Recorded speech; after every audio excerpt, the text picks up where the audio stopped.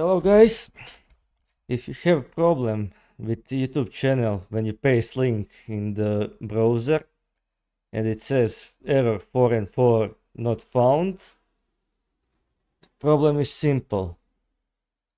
When you go to your channel here, you see it says main key or username.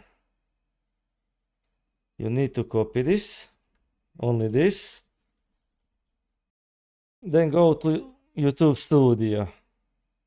In the YouTube Studio, go to the settings,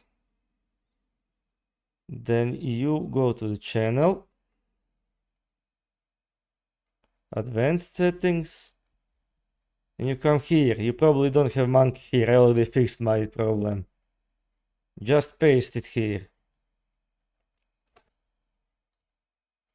Or small letter, it's whatever. Just paste it here, click save, and it should work. Like you see, now when I have copied it, my bad.